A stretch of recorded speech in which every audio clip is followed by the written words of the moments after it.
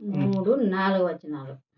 రాజువైన నా దేవా, రాజవైన నా దేవా, నిన్ను ఘనపరచెదను, నీ నామమును నిత్యము సన్నతించెదను. అనుదినము నేను నిన్ను స్తుతించెదను, నిత్యము నీ నామమును స్తుతించెదను. యెహోవా మహత్వము గలవాడు, ఆయన అధిక స్తోత్రము నొందదగినవాడు. ఆయన మహత్యము గ్రహింప శక్యము కానిది. ఒక తరము వారు మరొక తరము వారి ఎదుట నీ క్రియలను కొనియాడుదురు, నీ పరాక్రమ క్రియలను తెలియజేయుదురు. ఇక్కడ దావీదు భక్తుడు ఏమంటున్నాడంటే, రాజువైన నా దేవా నిన్ను ఘనపరచెదను.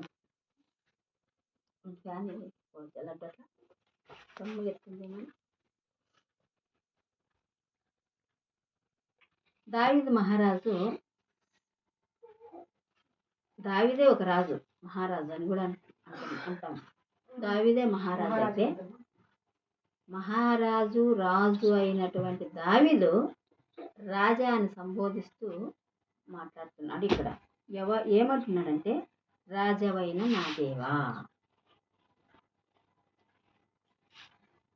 దేవా అనే పదముకి రాజు అనే పదానికి కూడా చాలా వ్యత్యాసాలు ఉన్నాయి. రాజు ఒక దేశానికి రాజు అవుతాడు, ఒక రాష్ట్రానికి రాజు అయ్యొచ్చు, ఒక ఊరికి పెద్ద అయ్యొచ్చు, ఒక మండలానికి పెద్ద అయ్యొచ్చు. అతను రాజు అయ్యి కొంతమంది జన సమూహానికి ఒక వ్యక్తి నాయకుడైతే అతడు రాజుగా మనము పిలవచ్చు. కానీ దేవ అనే పదానికి రాజా అనే పదానికి చాలా వ్యత్యాసం, కొంచెం డిఫరెంట్ ఉంటుంది. ఎందుకంటే చెప్తున్నాను కదా, కొంతమంది జనాలకి నాయకుడైన వాడిని రాజా అని అనొచ్చు, వాళ్ళు ప్రభువా అనొచ్చు, మా నాయకుడా అనొచ్చు, మా అధికారి, మా యజమానుడా, నా ఏలినవాడా అని పలకొచ్చు. కానీ దేవ అనే పదానికి సర్వ సృష్టికి అధికారి. దేవ అనే పదము సర్వ సృష్టికి అధికారి. కొండలైనా, చెట్లైనా, చేమలైనా, జీవులైనా, పక్షులైనా, సముద్రమైనా, మరి భూమి అయినా, ఆకాశమైనా, సూర్యుడైనా, చంద్రుడైనా, మనకు కనపడే ఈ ప్రకృతి మొత్తానికి, కేవలం ప్రకృతి మొత్తానికి మనకు కనబడే భౌతికమైనటువంటి ఈ ప్రకృతి మొత్తానికే కాకోకుండా మనకు కనబడని లోకాలు ఎన్నో ఉన్నాయని బైబిల్ చెప్తుంది. ఆ లోకాలకు కూడా సృష్టికర్త అయిన వాడే దేవుడు. ఆ దేవుడు దేవ అనే పదానికి ఈ అర్థం ఉంది. సర్వ సృష్టికర్త దేవుడైతాడు, కానీ కొంతమంది జనాలకు అధికారైన వాడు రాజు కావచ్చు. అందుకని ఈయన ఏమంటున్నాడంటే, నేను కొంతమందికే, ఇశ్రాయేలు ప్రజలకు మాత్రమే నేను రాజును కాబట్టి నేను రాజు అవడము కొంతమంది జనాలకే, కానీ సర్వ సృష్టిని సృష్టించిన వాడు దేవుడు, ఆయన నా రాజు. ఎవరి రాజు? నా రాజు. అందుకే దేవునికి రాజులకు రాజు, రాజులకు రాజు పుట్టేనన్నయ్య, రాజుడా మన మెలుదా మన్నయ్య. ఏమంట? రాజులకే రాజు యేసుక్రీస్తు ప్రభు. భూమి మీద ఎంతమంది రాజులు పుట్టారో, చచ్చిపోయారో, ఎక్కుతున్నారో, దిగుతున్నారో, వాళ్ళందరికీ కూడా రాజులకే రాజు అని పిలువబడినవాడు యేసుక్రీస్తు. ఎందుకంటే ఈయన రాజ్యము తరతరములు ఉంటుందని లూకా సువార్త 2వ అధ్యాయంలో రాయబడింది. యుగ యుగాలు ఉంటుందంట, తరతరాలు ఉంటుందంట ఈయన రాజ్యం. ఈయన రాజ్యానికి రాజుగా అయిన తర్వాత అది మరి ఎక్కి దిగడం ఏది ఉండదు, శాశ్వతమైనటువంటి రాజుగానే ఉండబోతున్నాడు భవిష్యత్తులో యేసుక్రీస్తు ప్రభు. అప్పటికి రాజునే, ఆయన ఇప్పటికీ రాజునే, ముందుకు కూడా ఆయన రాజై ఉన్నాడు. అది ఈయనకున్నటువంటి గొప్పతనం. అందుకని ఈ దావీదు ఏమంటున్నాడంటే, రాజవైన నా దేవా, సర్వ సృష్టికి అధికారివి కాబట్టి నేను నిన్ను రాజుగా భావిస్తున్నాను. నా రాజువే. ఎందుకంటే నేను కొంతమందికి రాజును, నాలాంటి రాజులందరికీ నువ్వు రాజువు. భూమి మీద రాజు అనబడిన వాడు ఎవడైనా ఉన్నాడంటే వాళ్ళందరికీ కూడా నీవు రాజువే. ఎందుకంటే నువ్వు సర్వ సృష్టి అధికారివి. సర్వను సృష్టించినటువంటి అధికారిని రాజు, ప్రభువు అని మనం మాట్లాడాలి, పలకాలి. ఎందుకంటే ఆయనే అధికారి కాబట్టి. అందుకని దావీదు ఏమంటున్నాడంటే, తన్ను తాను తగ్గించుకుని దేవునితో తను చూసుకున్నప్పుడు తను ఎంతో తక్కువ వాడుగా ఎంచుకొని, నేను రాజునైనప్పటికీ నాలాంటి రాజులకే రాజు ఈయన కాబట్టి నేను ఆయన రాజుగా పిలవడము మంచిదని ఆయన ఏమంటున్నాడంటే, రాజు అయినా నా దేవా, రాజు అని పిలుస్తున్నాడు, దేవా అని కూడా పిలుస్తున్నాడు. నా దేవా నిన్ను ఘనపరచెదను. ఎందుకంటే దేవుణ్ణి ఘనపరచడము అనేది మన బాధ్యత. ఆయన స్తుతులకు ఘనతలకు అర్హుడు. భూమి మీద ఎవరిని ఘనపరచడానికి ఎవరు అర్హులు కాదు, కానీ దేవుడు మాత్రమే అర్హుడు. స్తుతులకు అర్హుడు, స్తోత్రార్హుడు, ఘనపరచబడదగినవాడు. మరి ఆయన ఔన్నత్యము గొప్పది, ఆయన మహత్యము గొప్పది. అందుకే ఈ రాజు అయినటువంటి దావీదు ఏమంటున్నాడంటే, నేను నిన్ను ఘనపరచెదను. నువ్వు నా రాజువు, నా దేవుడవు, నా ప్రభువుడవు, నా సృష్టికర్తవు, నన్ను సృష్టించిన వాడు కాబట్టి నేను నిన్ను ఘనపరుస్తున్నాను. ఎందుకంటే నీవు సృష్టించిన సృష్టిని బట్టి నువ్వెంత ఘనుడువో మేము కొంతవరకు ఊహించి చెప్పగలము. ఆయన కార్యములు దొడ్డవి, ఆయన కార్యములు గొప్పవి, ఆయన కార్యములు చేసిన కార్యములు బహు గొప్పవిగా మన కండ్లకే కనపడుతున్నాయి. అందుకని ఈ దావీదు ఏమంటున్నాడంటే, నేను నిన్ను ఘనపరుస్తాను, నీ నామమును నిత్యము సన్నుతించేదను. ఎవరి నామమును? యేసు అనే నామమును నిత్యము సన్నుతిస్తాను అని అంటున్నాడు. ఎందుకంటే నిత్యము ఎవరి నోటైతే యేసయ్య అనే పదం వస్తుందో వాళ్ళు ఆశీర్వదింపబడతారని సంఖ్యాకాండం 6వ అధ్యాయము 26వ వచనంలో రాయబడింది. ఎవరైతే యేసు ప్రభువుని యేసు అనే పదంను ఉచ్చరిస్తారో వాళ్ళు ఆశీర్వదింపబడతారని లేఖనము వ్రాయబడింది. కాబట్టి నేనేమంటున్నానంటే, నీ నామమును అంటే యేసు అనే నామమును నేను నిత్యము సన్నతిస్తాను. నిత్యం అంటే దాని అర్థము ఎల్లప్పుడు అంటే ప్రతి సెకను. నిత్యం అనే పదము ప్రతి సెకనికి వస్తుంది, గ్యాప్ లేకోకుండా. ఒక ఆదివారం కాదు, ఒక కూడిక రోజు కాదు, ఒక దినాన్ని మనం ఎన్నుకున్న దినం కాదు, కానీ అనుక్షణం అనే పదమే నిత్యము. ఆ నిత్యము నేను నిన్ను సన్నతిస్తానంటున్నాడు దావీదు. ఇలాంటి మాటలు వింటున్నప్పుడు యుగాంతమందున్న మనకు వీళ్ళు దృష్టాంతములుగా ఉన్నారు. ఈ యుగంలో ఉన్న మనకి దావీదు ఒక దృష్టాంతంగా ఉన్నాడు. నిత్యము నేను నిన్ను సన్నతిస్తాను ప్రభు అంటున్నాడంటే దాని అర్థం ఏమంటే మనకు ఒక మాదిరి, దృష్టాంతము. దావీదు మహారాజే నేను నిత్యము సన్నతిస్తాను ప్రభువా, నా దేవా, నా రాజా అంటున్నాడంటే మనం కూడా ఏం చేయాలా? నా దేవా, నా రాజా, నేను నిన్ను నిత్యము సన్నతిస్తాను అని సన్నతిచ్చే ప్రయత్నాలు మనము చేయాలా. దావీదులాగా మనం కూడా దేవుణ్ణి ఆరాధించాలి, దేవుని ఘనపరచాలి, దేవుని కీర్తించాలి, దేవుని స్తుతించాలి.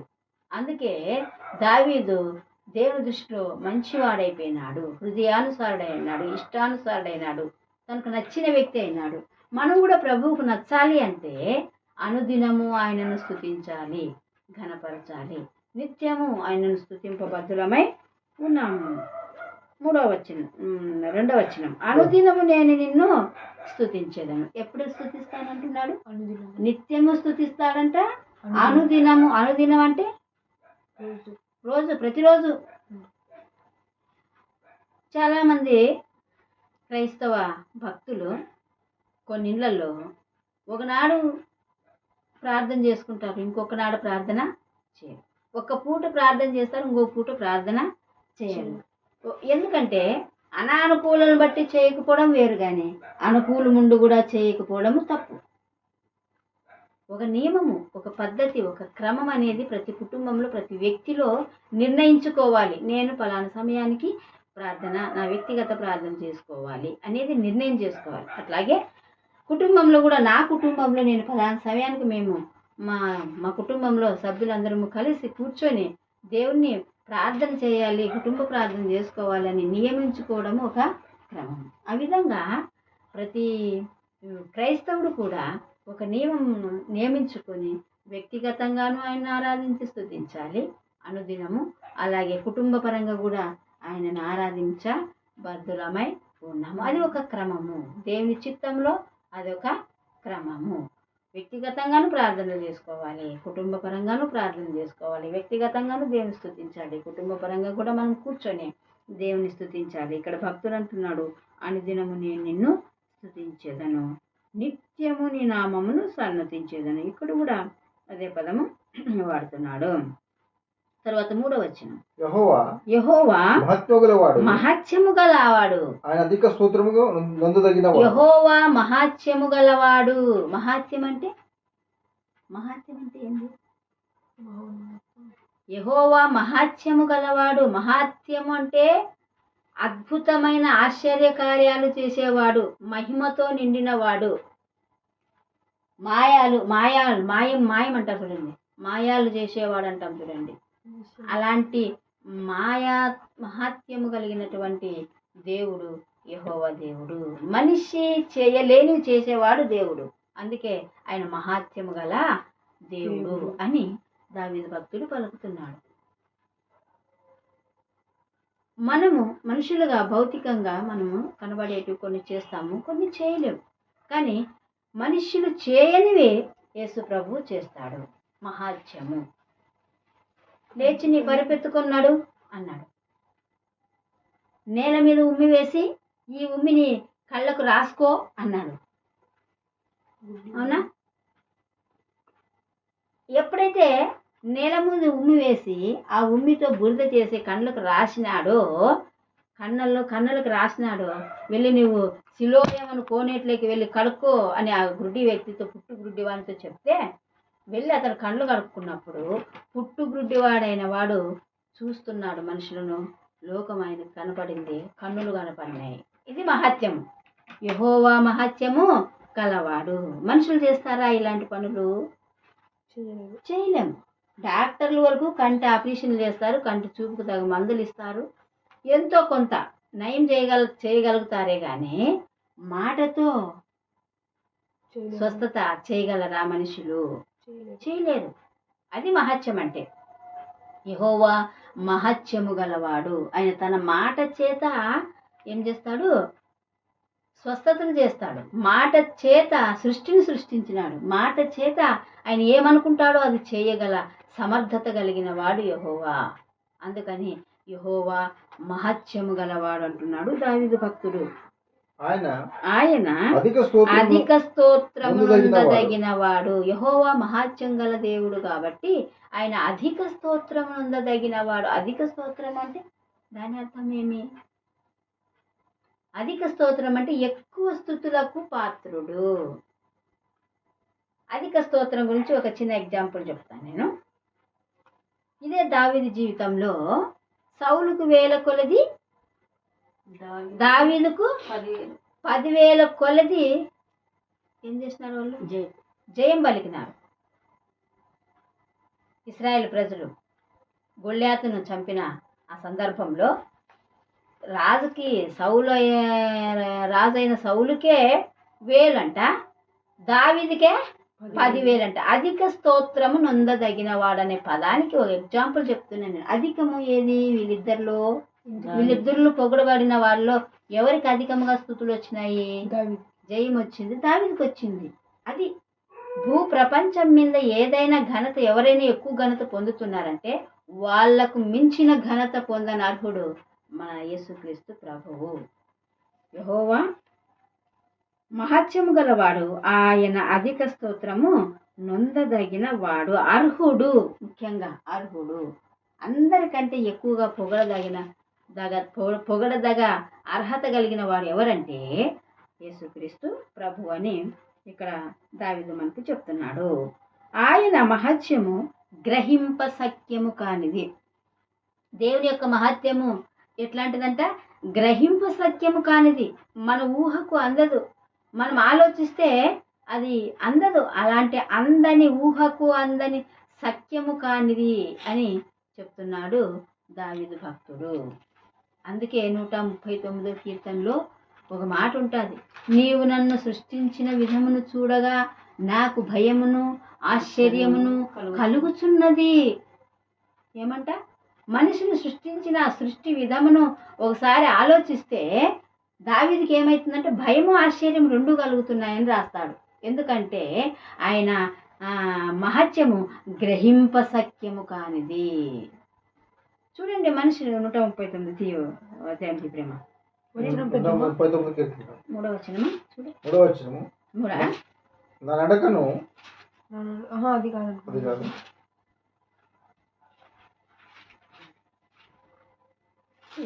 చూసినావా 139 139 కీర్తన ఇది 13వ వచనం. 13.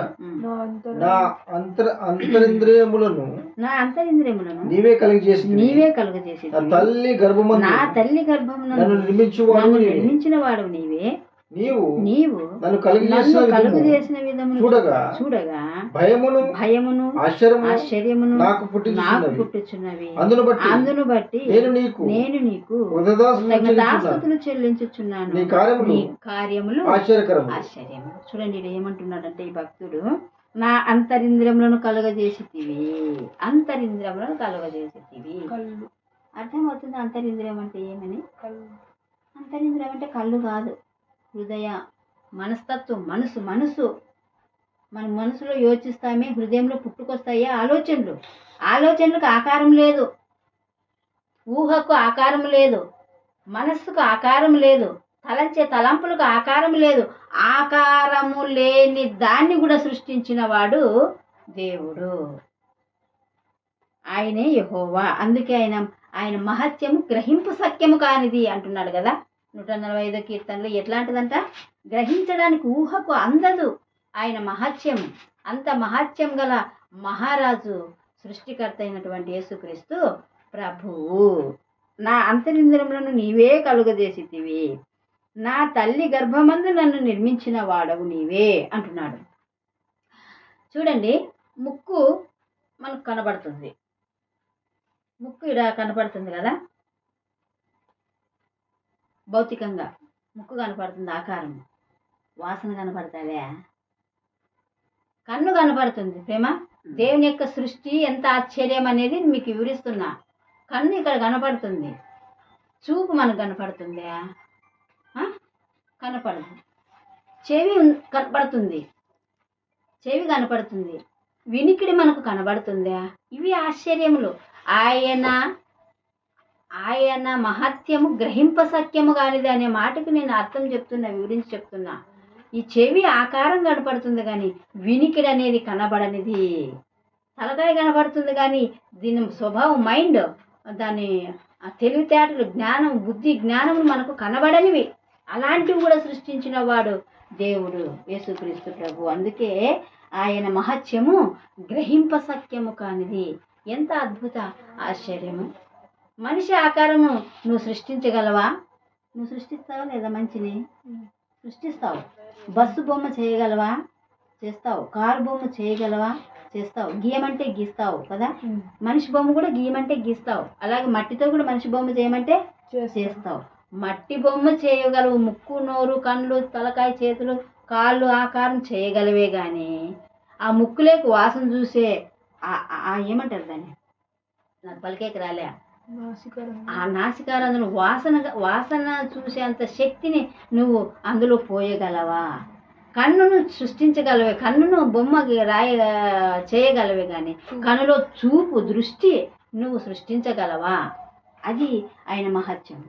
ఆయన మహత్యము గ్రహింప సఖ్యము కానిది. అందుకే ఆయన దేవుడైనాడు. మనము సృష్టించలేనివి దేవుడు సృష్టించినాడు కాబట్టి అందుకే ఆయన దేవుడు. ఆయనకు మించి ఇంకా ఎవరైనా సృష్టిస్తున్నారంటే, ఎవరైనా సృష్టించినారంటే ఆయనే దేవుడు, ఆయనే ఈయన. అర్థమవుతుందా? కాబట్టి ఆ యెహోవా మహత్యము గ్రహింప సఖ్యము కానిది అని రాస్తున్నాడు. ఒక్కొక్కసారి ఈ వాక్యాలను గల కొంచెము మనం ధ్యానించుకుందాం. నా తల్లి గర్భం నందు నన్ను నిర్మించిన వాడవు నీవే. నీవు నన్ను కలుగు చేసిన విధమును చూడగా భయమును ఆశ్చర్యమును నాకు పుట్టుచున్నది. దావీదు భక్తుడు పలుకుతున్నాడు, నువ్వు నన్ను కలుగు చేసిన విధమును చూస్తుంటే నాకు భయము ఆశ్చర్యము పుట్టుతున్నది. అంటే భయమే పుడుతుందంటే ఎందుకు ఈయనకు భయం పుడుతుందంటే, మొదట తల్లి గర్భంలో పిండము తయారయ్యేటప్పుడు రక్తపు ముద్ద కడుపులో గడ్డలు ఉన్నాయి అంటుంటారు, తెలుసా నీకు? కొంతమంది ఏమైనా రోగాలు కడుపులో గడ్డలు పుట్టుతుంటాయి కొంతమందికి. అట్లా ఫస్ట్ గడ్డే, పిండం అనేది గడ్డే. ఋతు గర్భంలో లడ్డు ఉన్నప్పుడు గడ్డే, ఒక గడ్డ, రక్తపు ముద్ద. అర్థమవుతుందా? ఆ రక్తపు ముద్ద దినములు జరిగే కొద్దీ, నెలలు జరిగే కొద్దీ ఆ రక్తపు ముద్దలో మార్పులు వచ్చేస్తున్నాయి. నెలకి మార్పులు వచ్చేసి ఒక ఆకారంలోకి వస్తున్నావు, మనిషి ఆకారంలోకి వస్తావు. అందుకే నాకు భయము, అందుకే నాకు ఆశ్చర్యం కలుగుతుంది అంటున్నాడు దేవుడు. కేవలం ఒక ఆకారంలోకి వచ్చినావా అంటే అదొకటే కాదు, ఆ యొక్క పిండానికి ఒక జీవం, చలనం, బుద్ధి, జ్ఞానము, చూపు, వాసన, వినికిడి, రుచి, చూడండి ఎన్ని వస్తున్నాయో. ఇలాంటివన్నీ కలుగజేసిన వాడు యేసుక్రీస్తు ప్రభు. అందుకే ఈయన అంటున్నాడు, నీవు నన్ను కలుగు చేసిన విధమును చూడగా నాకు భయమును ఆశ్చర్యమును పుట్టుచున్నది అంటున్నాడు దావీదు భక్తుడు. అందును బట్టి నేను నీకు కృతజ్ఞతాస్తుతులు చెల్లించుచున్నాను. ఎందును బట్టి? నీ ఆశ్చర్యకార్యమును బట్టి, నీ మహత్యాన్ని బట్టి నేను నీకు కృతజ్ఞతాస్తుతులు చెల్లించుచున్నాను. నీ కార్యములు ఆశ్చర్యములు, ఆ సంగతి నాకు బాగుగా తెలిసి ఉన్నది. కాబట్టి 145 కీర్తన దగ్గర అండి. వచ్చినావా? 145 ఏమంటున్నాడంటే ఇక్కడ లాస్ట్ లైన్, 3వ వచనం లాస్ట్ లైన్. ఆయన మహత్యము గ్రహింప సత్యము కానిది.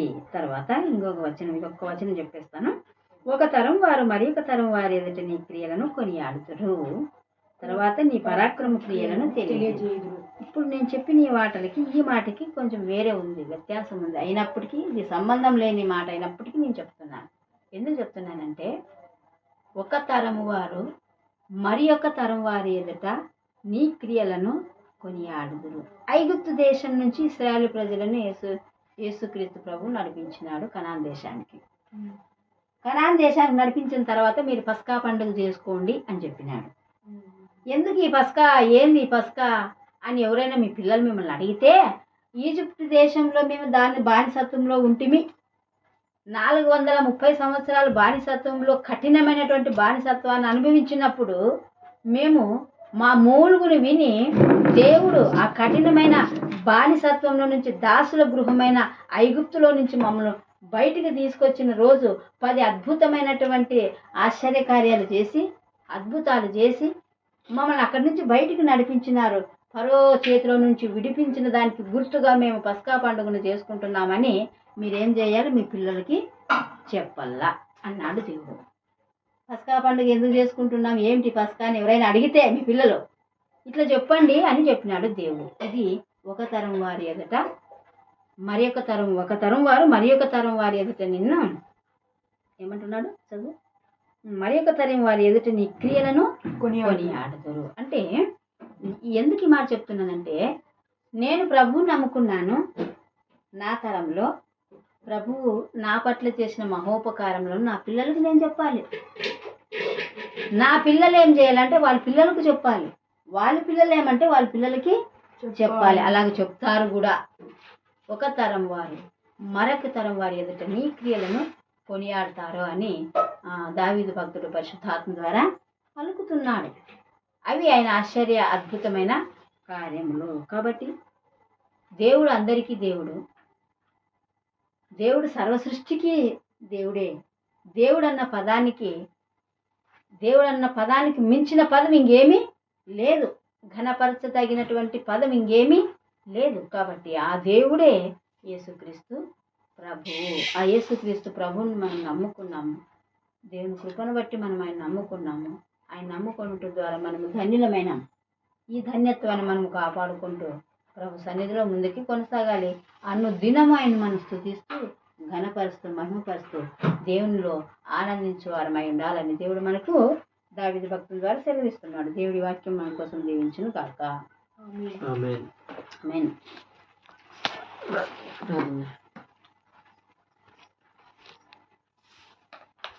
ఎవరు చేసిన ప్రార్థన?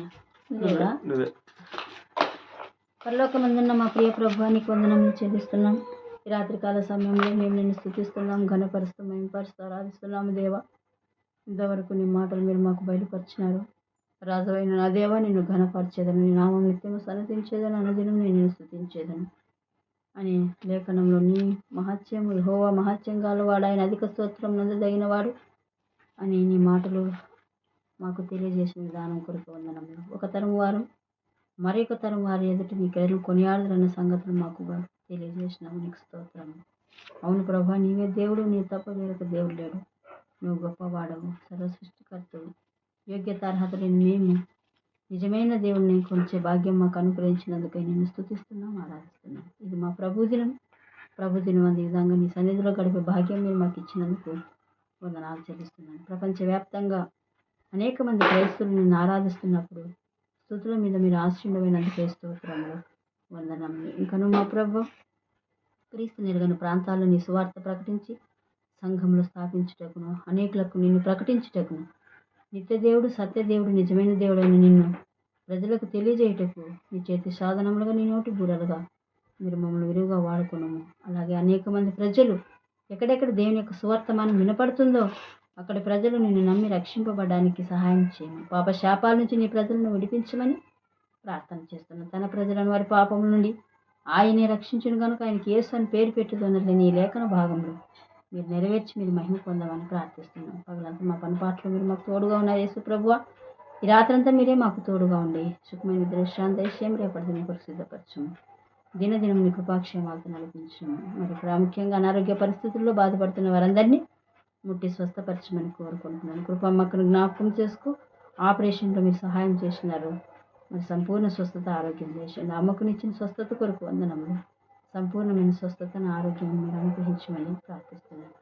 మరి ఇంకా ఎంతమంది అనారోగ్య పరిస్థితుల్లో, ఇస్రాయల్ చిన్నని కూడా అనారోగ్య పరిస్థితుల్లో ఉన్నాడు, మీరే ముట్టి స్వస్థపరచండి. అలాగే చక్కెరయ్య, ఎలిజబెత్ అమ్మ, ఇంకా చెప్పుకోలేని పరిస్థితుల్లో ఉన్న వ్యాధిగ్రస్తులందరినీ మీరు ముట్టి స్వస్థపరచమని ప్రార్థిస్తున్నాను. అప్పులతో బాధపడుతున్న వారికి కూడా విడుదల విమోచన కలిగించమని కోరుకుంటున్నాను. ఆయన యేసుప్రభా, నీకే ఘనత మహిమ ప్రభావం చెల్లిస్తూ బేతనీయ ప్రార్థన మా మందిరాలను, సంఘాలను, సేవకులను, విశ్వాసాలను మీరు పేరు పేరును దీవించి ఆశీర్వదించమని కోరుకుంటూ మా కుటుంబంలో మా ప్రతి అవసరపు అక్కడ మీ నామలో తీర్చి నీకే గొప్ప సాక్షులుగా మేము వాడబడ్డానికి నీ చేత ఆశీర్వించబడిన పిల్లలుగా మమ్మల్ని నీకు చేయమని కోరుకుంటూ మమ్మల్ని చూసేవారు మళ్ళీ క్రీస్తుని చూడాలని కోరుకుంటూ ఇక్కడ మోకరించిన మరి నీ బిడ్డలు మీరు జ్ఞాపకం చేసుకొని మా మధ్యలో చిన్న బిడ్డ లడ్డు కూడా ఉన్నాడు, బిడ్డను జ్ఞాపకం చేసుకొని మీరే ఆశీర్వదించి 10వ తరగతి మరి ఎగ్జామ్స్ కొరకు సిద్ధపరిచి చక్కగా పరీక్షలు రాసి మంచి మార్కులతో పాస్ అవ్వడానికి నిశ్చితమైతే మరి ఉచితంగా నెక్స్ట్ ఇయర్ ఇంటర్మీడియట్లో ఫ్రీ సీటు బిడ్డకు రావడానికి సహాయం చేయమని ప్రార్థిస్తాం. యేసుక్రీస్తు నామములో ప్రార్థించి అడిగి వేడుకుంటున్నాము తండ్రి, ఆమేన్.